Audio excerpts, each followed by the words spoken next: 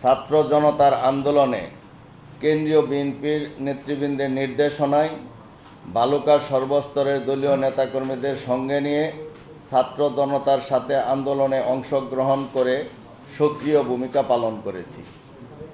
বিগত 25শে জুলাই ময়মনসিংহ শহরে ছাত্র জনতার মিছিলে অংশগ্রহণের পর পুলিশের লাঠিচার্জে আমার পায়ে আঘাত লাগে এবং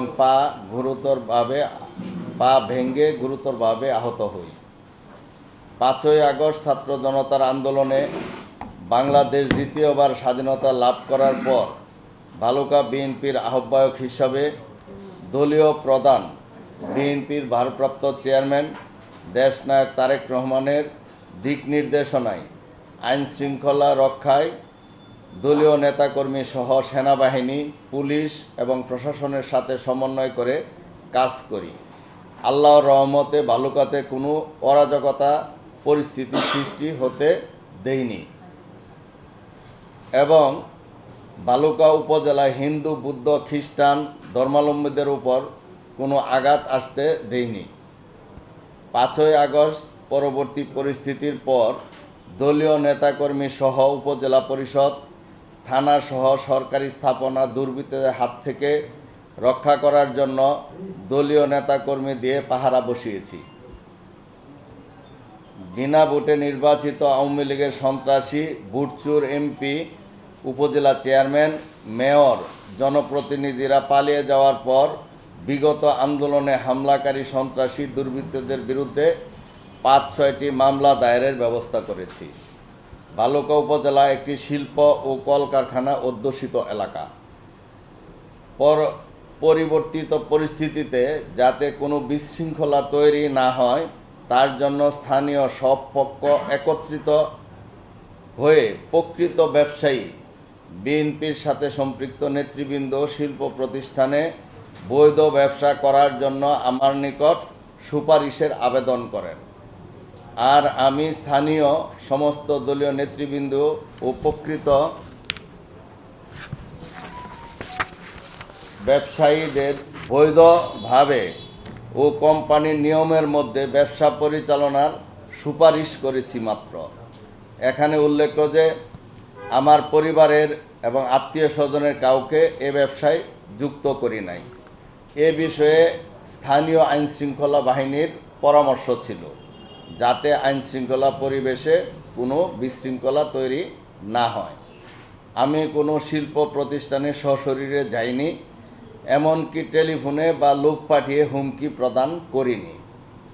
এখানে আরও উল্লেখ্য যে আমার বিরুদ্ধে বাটারফ্লাই কার্যালয়ে হামলার যে ভিডিও উত্থাপন করা হয়েছে তা মূলত 6ই আগস্টের ঘটনা। ওই সময়ে অনেক ঘটনাই নিয়ন্ত্রণের বাইরে ছিল। এছাড়া পরবর্তীতে ভিডিও ফুটেজ যাচাই করে ওই ঘটনার সাথে দলীয় কোনো নেতাকর্মী জড়িত থাকার প্রমাণ মিলেনি। বালুকাবাসী, ময়মনসিংহ জেলা ও কেন্দ্রীয় নেতৃবৃন্দের অনেকেই অবগত আছেন যে কতিপয় বিএনপি নেতৃবৃন্দ দীর্ঘদিন যাবৎ বিগত স্বৈরাচার হাসিনা সরকার, স্থানীয় আওয়ামী লীগ নেতাদের সাথে লিয়াজু করে আমার বিরুদ্ধে সবসময় মিথ্যা ও বানোয়াট কাহিনী বানিয়ে বিরুদ্ধচারণ করে আসছে। তারই ধারাবাহিকতায় এই সুপারিশকে কেন্দ্র করে সামাজিক যোগাযোগ মাধ্যম ও কিছু পত্র পত্রিকায় অতিরঞ্জিত করে নিউজ করে আমার ব্যক্তিগত ও দলীয় ভাবমূর্তি ক্ষুণ্ণ করা হয়েছে।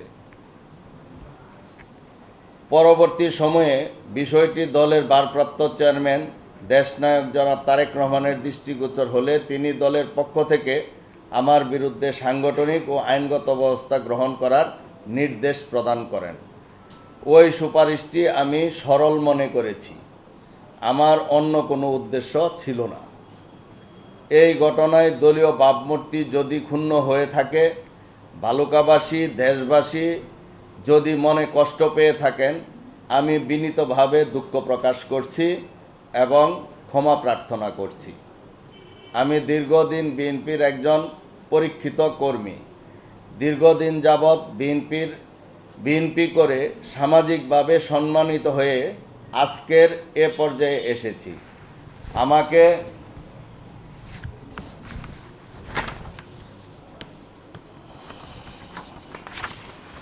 সম্মানিত করায় এবং বিভিন্ন সময়ের দলের গুরুত্বপূর্ণ দায়িত্ব প্রদান করায় এবং তিনবার বিএনপির দলীয় মনোনীত প্রার্থী করায় বিএনপির শ্রদ্ধেয় চেয়ারপারসন দেশনেত্রী বেগম খালেদা জিয়া ও বিএনপির সম্মানিত ভারপ্রাপ্ত চেয়ারম্যান প্রিয় নেতা দেশনায়ক জনাব তারেক রহমানের প্রতি চিরকৃতজ্ঞতা প্রকাশ করছি।